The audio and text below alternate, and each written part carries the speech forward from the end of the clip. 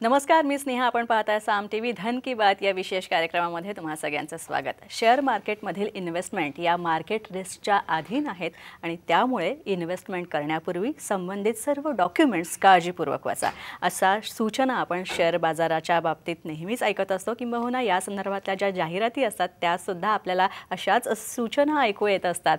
पण खरंच share market सर्वसामान्यांसाठी नाही की आहे, हे आपण आज पाहणार आहोत. त्यामुळेच विषय आपला आहे शेअर मार्केट सर्वांसाठी आणि याविषयी आपण जाणून घेणार आहोत. आणि त्यावर मार्गदर्शन करण्यासाठी आपल्या साम टीव्हीच्या स्टुडिओत आलेले आहेत आयरनिक बिझ एज्युकेशनल सर्व्हिसेसचे संस्थापक, संचालक आणि शेअर मार्केट तज्ज्ञ स्वप्नील कोंडलकर. बारामतीवरून सर आलेत. सरांचं स्वागत करूया. सर, तुमचं स्वागत. थँक्यू. नमस्कार. सरांची थोडक्यात ओळख करून देते. स्वप्नील कोंडलकर हे गेल्या 7 वर्षांपासून अधिक काळापासून शेअर मार्केट क्षेत्रामध्ये कार्यरत आहेत. त्यांनी आजवर हजारो लाखो लोकांना शेअर मार्केटबद्दल शिक्षित केलं आहे, जागृत केलेलं आहे. तसंच विविध महाविद्यालयांमधून व्याख्यानांद्वारे आणि विविध कार्यक्रमांच्या माध्यमातून ते शेअर मार्केटबद्दल सर्वसामान्यांना माहिती देत असतात. शेअर मार्केट म्हणजे फक्त ट्रेडिंग नाही आहे, तर या क्षेत्रात नोकरी व्यवसायाच्या बऱ्याच संधी उपलब्ध आहेत. तसंच वैयक्तिक आर्थिक उभारणी आपण स्वतःची या शेअर मार्केटद्वारे कशी करू शकतो या संदर्भात सुद्धा सर नेहमीच सगळ्यांना मार्गदर्शन करतात. चला तर मग आता स्वप्नील सरांकडनं जाणून घेऊयात की शेअर मार्केट खरंच आपल्यासारख्या सर्वसामान्यांसाठी आहे का, की आपण या शेअर मार्केटला घाबरलेलं बरं आणि त्यात गुंतवणूक न केलेलीच बरी. तर सगळ्यात आधी आपण जाणून घेणार आहोत स्वप्नील सरांकडनं. स्वप्नील सर, शेअर मार्केट सगळ्यांना माहिती आहे, पण शेअर मार्केट नेमकं कशाशी खातात किंवा नक्की काय चालतं तिथे, शेअर म्हणजे काय याबद्दल कुणाला कल्पना तितकीशी नाही आहे. तर मुळात हा सगळ्यात आधी प्रेक्षकांच्या दृष्टीने प्रश्न मला विचारायचा आहे की शेअर मार्केट म्हणजे काय.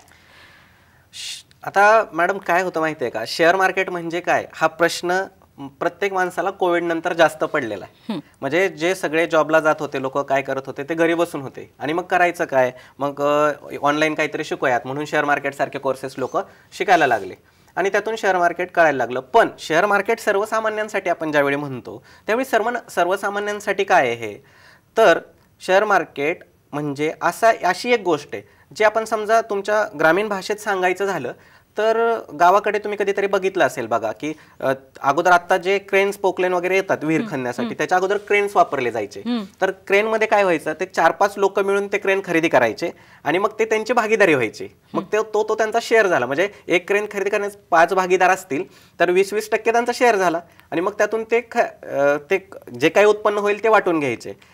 तसंच आपल्याला एखाद्या कंपनीचा शेअर्स घ्यायचा असेल, मी जर कोणत्याही कंपनीचा एक शेअर घेतला तर मी त्यात तसा भागीदार झालो आणि कंपनी जशी ग्रो होईल तसं माझं उत्पन्न वाढणार आहे. म्हणजे सपोज एखादी गोष्ट मी 100 रुपयाला खरेदी केली आणि 5 वर्षांनी ती कंपनी वाढली आणि कंपनीचा टर्नओव्हर वाढला तर कंपनीच्या शेअरची प्राइस झाली 120 रुपये, तर 20 रुपये माझं उत्पन्न झालं. हे इतकं साधं असतं. म्हणजे त्याच्यासाठी सुविधा खूप आहेत. सगळं हे मोबाईलवरून करता येतं, फक्त त्याला अभ्यास लागतो. त्याला फक्त काय झालंय, आज आता जे काही समोर येत आहे शेअर मार्केट म्हणून जे काही समोर येत आहे, कोणीतरी तुम्ही यूट्यूब ओपन करा, फेसबुक ओपन करा, इंस्टाग्राम ओपन करा, तुम्ही टीव्हीवरती बघा. आज मी तुमच्या समोर आलोय, मग मी येतानाच मस्तपैकी सुटाबुटात येतो, माझ्याबरोबर 4-5 लोक असतात, माझ्यापुढं 4-5 स्क्रीन असतात आणि हे सगळं मोठ्या मोठ्या जड लँग्वेजमध्ये सांगितलं जातं. त्यामुळे शेअर मार्केटची भीती जास्त आणि शेअर मार्केट काही लोकांना समजत नाही. हे इतकं सोपं आहे. जसं आपण जमिनी खरेदी करतो कुठेतरी गुंतवणूक म्हणून, सोनं खरेदी करतो, तितकं सोपं आहे शेअर खरेदी करायचं. पण हे फक्त आपल्या लोकांपर्यंत एवढं पोहोचत नाही, म्हणून ते इतकं सरळ साधं आहे.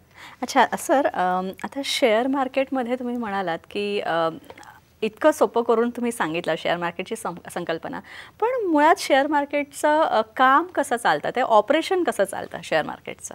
हे शेअर मार्केट ऑपरेशन्स ना पूर्णपणे आपलं जे सेबी आहे, security exchange board of India, याच्या नियंत्रणाखाली चालतं. पहिली गोष्ट आहे ना, शेअर मार्केटमध्ये पैसे बुडाले हे आजपर्यंत आपण खूप वेळा ऐकलंय. पण तुम्ही ते कोणत्या मार्गाने गेलात आणि कसे बुडाले ह्याच्यावर कोणी जास्त विचार करत नाही. फक्त पैसे बुडाले किंवा मिळाले एवढ्याच चर्चा होते. हे पूर्ण सेबीच्या नियंत्रणाखाली चालतं. सगळे जे ब्रोकर्स असतात ज्यांच्यामार्फत तुम्ही शेअर्स खरेदी विक्री करता, हे सेबी रजिस्टर असतात. आणि मी असं सांगेन की तुम्ही जी शेअर्स खरेदी विक्री करणार आहात तो ब्रोकर सेबी रजिस्टर असलाच पाहिजे. डीमॅट अकाउंट काढायच्या अगोदर ते आधी खात्री करा. बऱ्याच वेळा तिथेही गपलत होते, तिथेही पैसे अडकतात आणि मग त्या डीमॅट अकाउंट थ्रू मग तुम्ही हे शेअर्स खरेदी विक्री करू शकता. अच्छा अच्छा. आणखी एक गोष्ट की आता समाजातल्या वेगवेगळ्या घटकांमधल्या लोकांसाठी, मग भले ती गृहिणी असेल किंवा एखादी नोकरदार महिला असेल किंवा पुरुष असेल, अशा लोकांसाठी किंवा एखादा व्यावसायिक असेल, पण अशा लोकांसाठी शेअर मार्केटमध्ये इन्व्हेस्ट करणं हे कशा प्रकारे फायदेशीर ठरू शकतं? आता काय होतं माहिती आहे का मॅडम, शेअर मार्केट हे बघा, आपण कुठलीही पैशाशी निगडीत गोष्ट फायदा होईल म्हणूनच करत असतो, ही पहिली प्राथमिकता आहे. मग आता मला शेअर मार्केट करायचंय, माझ्याकडे त्याची फार जुजबी माहिती आहे की मी त्याच्या आधारावरती करणार आहे. आणि मग शेअर मार्केट सर्वांसाठी ज्यावेळी आपण म्हणतो ना, त्यावेळी आपण रूट लेवलला जाऊन याचा विचारच करत नाही. तुम्ही जसं आता म्हणालात की गृहिणीने केलं पाहिजे, आता गृहिणींमध्ये पण उच्च शिक्षित गृहिणी पण आहेत, कमी शिक्षित गृहिणी पण आहेत, काहींचं शिक्षणच झालेलं नाहीये. चूल आणि मूल याच्यापर्यंत अजूनही गावाकडे लोक बांधली गेली आहेत. म्हणजे माझं गाव करमाळा तालुक्यात मलवडी गाव आहे आमचं प्रॉपर. बारामतीमध्ये आम्ही शिफ्ट झालो, वडिलांच्या सर्व्हिसमुळे झालो, आणि तिथं माझं शिक्षण वगैरे बारामतीत झालं. पण माझ्या गावाकडे आजही परिस्थिती अशी आहे की तिथं बस वेळेवर येत नाही, अजूनही लिमिटेडच बसची फ्रिक्वेन्सी आहे. त्या लोकांना अजूनही म्हणजे बाहेरचं जे ज्ञान आहे म्हणतो गृहिणींना, त्यांना काही एवढं तेवढं की नाही, माझा आपला दिवस उगवला काम करायचं. मग ती बिचारी कशी पैसे गुंतवणूक करू शकते, आणि ती कमवते पैसे, खुरपायला जाईल राहणार, स्वतःचं ज्यांच्या गायींच्या गोठ्या आहेत तिथून पैसे मिळतात, पण त्यांना गुंतवणुकीचं साधन माहित नसतं. मग ते एखाद्या बँकेत जाऊन म्युच्युअल फंड ओपन करू शकतात, त्यातून त्या गुंतवणूक करू शकतात. जो एखादा वेल सेटल माणूस आहे त्याच्याकडे करोडो रुपये पडून आहेत आणि त्याला काम पण नाही करायचं आणि शेअर मार्केटमधून इन्व्हेस्टमेंट पण मिळाली पाहिजे. SWP सारखे प्लॅन आहेत, तिथून तुम्ही करू शकता. हे असं विद्यार्थी असेल, माझं तर स्पष्ट म्हणणं आहे, आज मी तुमच्या चॅनलवरती आहे, मी ट्रेनिंग देतो, मला त्यातून पैसे मिळाले पाहिजेत, हा आमचा प्राथमिक उद्देश असतो, आम्ही करतो. म्हणजे कुठलाही आपण छुपा अजेंडा वगैरे काही नाहीये. पण विद्यार्थ्यांनी प्रायमरीली तुमचं ग्रॅज्युएशन झालं, काही झालं तर घरचे पैसे घेऊन ट्रेडिंगला उतरू नका, हा माझा पहिला सल्ला आहे.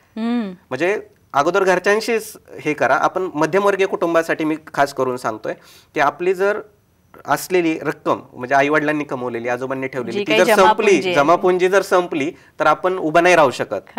आपण मानसिकता एवढी खसते. म्हणजे अगदी या क्षेत्रात काय होतं माहितीये का, म्हणजे लोक इतके निगेटिव्ह होऊन जातात की ते डिप्रेशन मध्ये गेले, 2-2 वर्ष त्यातून बाहेर निघत नाही. त्यामुळे अगोदर प्रॉपर नॉलेज घ्या. तुम्हाला कितीही खूप वेळा आमची जाहिरात करण्याची पद्धत काय असते, सर्वांसाठी शेअर मार्केट, तुम्ही घरी बसून एवढे पैसे मिळवू शकता, तेवढे पैसे मिळवू शकता. पण ही फॅक्ट जाणून घ्या, हे कोण करू शकतं, नॉलेज तर पाहिजे. आज आपण इंजिनिअरिंग करतो, मेडिकल करतो, B.Pharmacy करतो, BSc करतो, जर्नलिझम करतो, ह्याला 4-4, 5-5 वर्ष घालवतो आणि मग आपल्याला 40-50 हजार पेमेंटची सॅलरी मिळते. आज तर खूप भयावह परिस्थिती, आपण गव्हर्नमेंटलाच दोष देतोय की आपल्याला सर्व्हिसेस नाहीत म्हणून. पण त्यावेळी एवढे कष्ट घेतल्यानंतर आपल्याला एवढे पैसे मिळणार आहेत. मग मी शेअर मार्केटमध्ये 8 दिवसाचा कोर्स करून लाख रुपये कमवायचे स्वप्न का बघतोय? ह्या बेसिक कन्सेप्टवर आपण जोपर्यंत जाणार नाही ना, तोपर्यंत सेबीचं म्हणजे एक रोज एक नोटिफिकेशन येते. आज ज्यांचे डीमॅट अकाउंट आहेत ना, सगळ्यांना नोटिफिकेशन येतं की ट्रेडिंग करणाऱ्यांपैकी 90 लोक लॉसमध्ये, 10 लोक प्रॉफिटला. मग आपल्याला त्या 10 लोकांमध्ये जाण्यासाठी काय करायचं ना, ते करावं लागेल. मला फक्त अजम्पशन करून पैसे मिळवायचे आणि मिळतील असं होणार नाही. हे फॅक्ट पहिले क्लिअर केली पाहिजे. हे विविध घटकांनी ठरवलं पाहिजे की माझ्यासाठी काय योग्य आहे. आणि हे ठरवताना लोकांशी कन्सल्ट करून ठरवा. म्हणजे तुम्ही माझ्याकडे याल, हे बघा, कुठल्याही माणसाकडे जा तुम्ही, एक माणूस म्हणून विचारात घ्या.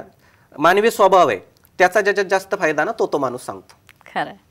मग अगोदर ठरवा की माझ्यासाठी काय आहे आणि मग तशी कन्सल्टन्सी करा. अच्छा, पण सर आणखी एक गोष्ट, मी सोन्यात गुंतवणूक करू शकते किंवा मी जमिनीत गुंतवणूक करू शकते, पण शेअर मार्केटमध्ये गुंतवणूक करण्यात वेगळेपण काय?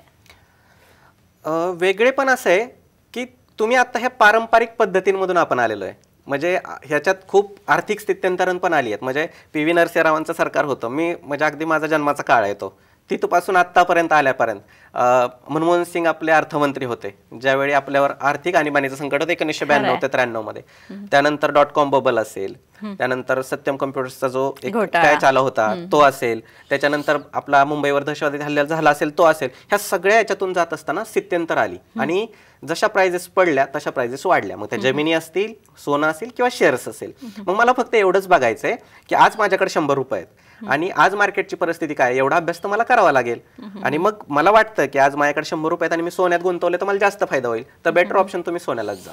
मी म्हणणार नाही मी शेअर मार्केटमध्ये काम करतो म्हणून शेअर मार्केट करा. शेअर मार्केट तुम्हाला रिटर्न्स देणार. आजपर्यंत तुम्ही बघत या, तुम्हाला माहिती आहे पेट्रोलचे दर वाढले, गॅस सिलेंडरचे दर वाढले. तुम्ही कुठलाही महागाई दर जर मॅच केला तर वाढत गेला. तसं आता मार्केटचे निर्देशांक असतात, निफ्टी असेल, सेन्सेक्स असेल, याच्याही प्राइजेस चेक करा. हे कुठून कुठपर्यंत आलेत, याचा अर्थ तेही वाढले. फक्त माझ्यासाठी कुठली वाढ योग्य आहे आणि मी कुठली सहन करू शकतो, नुकसान किती सहन करू शकतो, या अनुषंगानेच तुम्ही त्यात गुंतवणूक केली पाहिजे.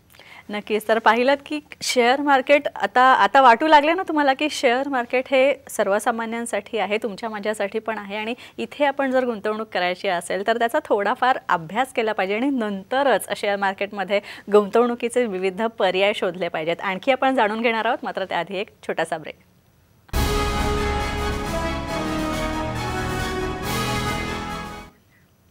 धन की बातमध्ये ब्रेकनंतर पुन्हा एकदा आपलं स्वागत. शेअर मार्केट सगळ्यांसाठी कसं ते आपण जाणून घेतोय स्वप्नील कोंडलकर यांच्याकडून. स्वप्नील सर, तुमच्या इन्स्टिट्यूटमध्ये याविषयी कशाप्रकारे मार्गदर्शन दिलं जातं? कारण बरेच ऑप्शन्स आहेत, बरेच फील्ड्स आहेत शेअर मार्केटमध्ये. ऑप्शन ट्रेडिंग, फंडामेंटल ट्रेडिंग यासारखे बरेचसे ऑप्शन्स आहेत. तर हे कसं या सगळ्या संदर्भातलं मार्गदर्शन केलं जातं? पहिली गोष्ट मी तुम्हाला क्लिअरली सांगतो की मी कोणतेही कॉल्स वगैरे तुम्हाला प्रोव्हाइड करत नाही. मला विचारू नका की मला हा शेअर घ्यायचा आहे तर मी कशात गुंतवणूक करू, मला हा माझ्या शेअर्समध्ये पैसे अडकलेत तर मी काय करू.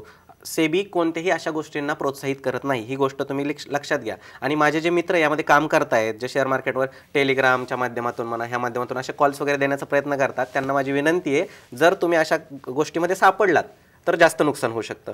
तुम्हाला फाईन्स वगैरे ह्याच्या काही गोष्टी प्रकार असतात, ह्याला सामोरं जाऊ शकतं. सेबीचे नियम खूप कडक आहेत, त्यामुळे मी अशी कुठलीही गोष्ट करत नाही. तर आम्ही काय करतो, जसं आम्ही सांगितलं की शेअर मार्केट सर्वांसाठी, तर पहिल्यांदा तुम्ही आमच्याकडे ज्यावेळी येता त्यावेळी आम्ही तुम्हाला शेअर मार्केट बेसिकपासून काय, म्हणजे हा शेअर बाजारात येतो कुठून, इथपासून आपण सुरू करतो.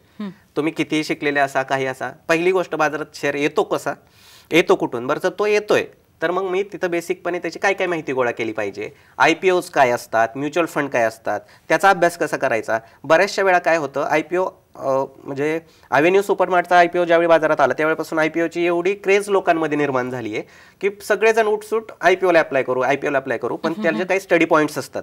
IPO मध्ये पण पैसे अडकू नयेत किंवा तो IPO मला किती रिटर्न्स देऊ शकतो याच्यासाठी स्टडी पॉईंट्स असतात. तो अप्लाय करायच्या आधी त्याचा पण अभ्यास केला पाहिजे, तो अगोदर करा. त्यानंतर म्युच्युअल फंड्स असतात, जसं मी सांगितलं की एखादी गृहिणी असेल आणि मला नाही सर बाबा कळत, माझं म्हणजे मला मोबाईलचा संबंधच नाही, तर मी काय केलं पाहिजे, तर तुमच्याकडे जे 4 पैसे असतात मंथली तुम्ही जे वाचवता करता, ते चांगल्या बँकेत जा, चांगल्या ब्रोकरकडे जा, चांगल्या एका काय म्हणतो आपण म्युच्युअल फंड कंपनीज असतात त्यांच्याकडे जा, त्यांच्याकडून माहिती घ्या. आणि पण त्यासाठी स्टडी पॉईंट स्वतःचे पण असले पाहिजेत. कंपनी त्यांच्या फायद्याचं सांगणार आहे, आपल्या फायद्याचं काय हे पण आपण निवडलं पाहिजे आणि तिथं तुम्ही म्युच्युअल फंड सुरू करू शकता. ज्यांना बेसिक एकदा कळालं, ज्यांची कॅपॅसिटी आहे पुढं जाऊन की ते ॲनालिसिस करू शकतात. आता थोडक्यात सांगायचं झालं तर एखादा व्यक्ती असेल ज्याचा अभ्यासाशी गंध नसतो, काही नसतं, त्याला बॅलन्स शीट काय समजणार आहे, मार्केट कॅपिटल असतं काय समजणार आहे. ह्या बेसिक गोष्टी सगळ्या आपल्याला समजल्या पाहिजेत, आपण बेसिक गोष्टी समजून घेतल्या पाहिजेत. मग त्याच्यासाठी फंडामेंटल ॲनालिसिस असतं. फंडामेंटल ॲनालिसिसमध्ये काय येतं, म्हणजे आता मला कुठून तरी कुठं प्रवास करायचा आहे, मला बारामतीवरून दिल्लीला जायचं असेल तर मी काय करणार आहे, माझं तिकीट किती, मी कसा जाणार आहे, मी घरापासून कसा निघणार आहे, हे सगळं मी ॲनालिसिस करतो. हे झालं फंडामेंटल ॲनालिसिस. टेक्निकल ॲनालिसिस येतं त्याच्या पुढे. ते म्हणजे काय असतं, तर मला किती वेळ लागणार आहे प्रवासासाठी, मी त्यासाठी चार्ज देतो तो बरोबर आहे का, मग मी दुसऱ्या कंपनीला एखाद्या म्हणजे विमानाने चाललं असेल तर दुसऱ्या विमानाचं तिकीट कमी आहे का, मी स्वतः गाडी घेऊन गेलो तर खर्च कमी येईल का, ह्या सगळ्यांचा विचार जसा करतो तसंच शेअर्सचं असतं. मी शेअर खरेदी करताना तो शेअर खरेदी करावा असा आहे का, मग त्याच्यासाठी सगळ्या फंडामेंटलच्या ज्या कन्सेप्ट असतात त्या आम्ही लोकांना शिकवतो. त्यानंतर टेक्निकल ॲनालिसिस कसं करायचं, मग तुम्ही ते वेगळ्या वेगळ्या स्क्रीन्स बघितले असतील, कॅन्डल्स बघितले असतील, चार्ट्स बघितले असतील, हे सगळे आपण शिकवण्याचा प्रयत्न करत असतो. आणि मग येतं option future trading. Option future trading हे एवढं सोपं नाही. तुम्हाला जसे पैसे मिळतात तेवढंच पोटेन्शियल येतात पैसे घेऊन जाण्याचं. कितीही मोठा ट्रेडर असू द्यात, आज मी तुम्हाला माहिती सांगतोय, मी 7-7.5 वर्ष काम करतोय, याचा अर्थ कोणी एवढ्या मोठ्या टेलिव्हिजनवरती हे सांगणार नाही. मी तुम्हाला सांगतोय की आज आम्हालाही असे प्रसंग येतात की आम्हाला लॉसमध्ये त्या दिवशीचं ट्रेडिंग बंद करावं लागतं. मग ह्याच्या सगळ्या अभ्यासाचे मुद्दे असतात. मग हे तुम्ही कसं टॅकल करणार आहात, त्यासाठी सगळ्यात मोठी गरज असते ती सायकॉलॉजीची. मग आम्ही हे सगळं तुम्हाला ज्यावेळी ट्रेनिंग देतो, फक्त आम्ही इक्विटी मार्केटचं तुम्हाला ट्रेनिंग देतो. कमोडिटी असेल, करन्सी असेल, यामध्ये आम्ही तुम्हाला कोणतेही ट्रेनिंग सध्या देत नाही. तुम्हाला इक्विटी मार्केट हा जो विभाग आहे शेअर मार्केटचा, याच्याबद्दलचं पूर्ण ट्रेनिंग मिळेल. ॲनालिसिस कसं करायचं, स्वतःचे शेअर्स कसे निवडायचे, हे सगळं तुम्हाला त्याच्यामध्ये कळून मिळेल. सर्वसामान्यांना शेअर मार्केटमध्ये ट्रेडिंग करणं हे कसं फायदेशीर होऊ शकतं किंवा शेअर मार्केटचा फायदा कसा होऊ शकतो? आता तुम्ही प्रश्नच एकदम स्पेसिफिक विचारला की ट्रेडिंगचा कसा फायदा होऊ शकतो. आता सपोज सर्वसामान्यांसाठी आपण एक 2-4 उदाहरणं घेऊयात की सपोज एखादा व्यक्ती असेल की जो मार्केटिंगमध्ये काम करतो, त्याचा डेलीचा पेट्रोल एक्सपेन्सेस समजा एक 500 रुपये 600 रुपये असेल, तर तो ट्रेडिंगच्या माध्यमातून हे पैसे मिळवू शकतो. म्हणजे अगदी थोडेसे पैसे गुंतवून एकदाच गुंतवले, तुमच्याच डिमॅट अकाउंटला राहतात, तुमच्याच खात्यावरती असतात आणि तुम्ही करू शकता. मग ते तुम्हाला तिथे एक सोर्स निर्माण होतो. आता आम्ही ज्या भागात येतो, आता मी बारामतीच्या जवळ राहतो, तिथं एक गाव आहे, तिथं द्राक्षाच्या बागा खूप आहेत आणि या शेतकऱ्यांना म्हणजे डेली बेसिसवरती औषधं लागतात. वातावरण खराब झालं औषध, म्हणजे एक वर्षाचं त्यांचं औषधाचं गणित आहे. किंवा मी जसं सांगितलं आमच्या भागात केळीच्या बागा जरा जास्त आहेत, तिथं औषधं लागतात. मग ह्या औषधांना आता एक्सपेन्सेस कसा निघतो एखाद्या गोष्टीचा, मला उत्पन्न कसं मिळणार आहे शेतीतून, तर त्या शेतीचं उत्पन्न घेत असताना त्या पिकावर खर्चही कमी झाला पाहिजे. मग खर्च कमी तर होत नाहीये, मग त्या खर्चाची मला तजवीज करावी लागेल. मग मी एक XYZ अमाऊंट माझ्या ट्रेडिंग अकाउंटला ठेवतो, त्याच्यातून 4 पैसे मिळतात आणि त्यातून आरामशीर म्हणजे शेतीला लागणारे तुमचे औषधं त्यातून मिळू शकतात. आता द्राक्ष बागायतदार म्हणजे पैसे तसे असतात, म्हणजे मोठा बागायतदार असेल तर ते अगदी 10 लाख रुपये 15 लाख रुपये ट्रेडिंगला गुंतवू शकतात आणि त्यातून त्यांना औषधाचे वर्षभरातले मी म्हणतो ॲटलिस्ट 30-40% तरी त्यांचे वाचतील. असंही करता येतं. हे प्रत्येकासाठी वेगवेगळं आहे. शेअर मार्केट सर्वांसाठी आहे, पण ते सर्वांसाठी वेगळं आहे. हे मी परत सांगतोय तुम्हाला. आता जो डाटा समोर येतोय सेबीकडून, जे सर्क्युलर्स रिलीज केले जात आहेत, तुम्ही ज्यांना म्हणजे जाण थोडीशी ठेवा त्याची. एवढं सोपं नाहीये जेवढं तुम्हाला सांगितलं जातं आणि एवढं अवघड नाहीये जेवढं तुमच्या समोर आहे. दोन्ही गोष्टी तुम्ही व्यवस्थित मॅनेज केल्या पाहिजेत, एवढीच गोष्ट त्यात. अच्छा सर, नुकसान झालेलं आहे लोकांचं गुंतवणूक करून शेअर मार्केटमध्ये, अशांना तुम्ही काय सांगाल? आता लॉस होण्यामागे वेगवेगळी कारण आहेत. मी जसं म्हटलं ना की कोणीतरी मला फोन केला की अरे मी हा शेअर घेऊ का, आता माझा जवळचा मित्र असेल तर मी घेतलाय शेअर, तर मी काय सांगेन, घे बाबा. तो एक शेअर वाढल्यानंतर त्यांनी मला फोन नाही केला आणि माझ्या लक्षातही नाहीये की त्यांनी तो विकला पाहिजे. मग त्यांनी त्यात पैसे खूप गुंतवलेत समजा, तर मी माझा शेअर फायदा झाल्यानंतर विकून टाकतो आणि त्याचे अडकून बसतात. ज्यावेळेस शेअरची प्राइस कमी होते त्यावेळी लक्षात येतं आणि तो मला परत विचारतो. हा एक प्रकार झाला. कुठले तरी कॉल्स घ्यायचे, तुम्ही म्हटलं तसं नॉलेज कमी घ्यायचं आणि ट्रेडिंगला जास्त जायचं, तिथं पैसे अडकून पडू शकतात. मग आता याला एक काय प्रोसेस आहे की आता समजा आता ह्या घडीला आपण बोलत असताना आजपर्यंत झालं हे झालं, कॅल्क्युलेट करावं लागेल हे माझं किती दिवसांमध्ये झालं, कसं झालं, किती दिवस झालं आणि आता इथून पुढे मी त्याला किती रिस्क घेईल आणि प्रॅक्टिकल राहायचं. म्हणजे तुम्हाला थोडक्यात सांगू का, एकतर लॉस होऊ नये ह्यासाठी सगळ्यात चांगली काळजी घ्या. हाच सगळ्यात मोठा प्रॉफिट आहे मार्केटचा आणि आम्ही ट्रेनिंगमध्ये सांगतानाही आमचा उद्देश तोच असतो. प्रॉफिट तुम्ही लॉस टाळले ना, प्रॉफिट होणारच आहे. पण ते भावनेच्या भरात जातात, सायकोलॉजी असते. तुम्हाला जसं सांगितलं मगाशी, कधी कधी आमच्याकडून लॉसेस होतात, पण ह्या गोष्टी तुम्हाला टॅकल कराव्या लागतील. आणि मग जो लॉस झालाय, मग आता ऍक्च्युली डेरिव्हेटिव्ह मार्केट, हे जे ऑप्शन फ्युचर म्हणतो ना आपण, हे डेरिव्हेटिव्ह मार्केट इंट्रोड्यूस कशासाठी झालंय, म्हणजे माझ्या जन्माच्या आधीपासून शेअर मार्केट होतं, माझ्या नंतरही असेल, मग मी त्याचं किती प्रेशर घेतलं पाहिजे.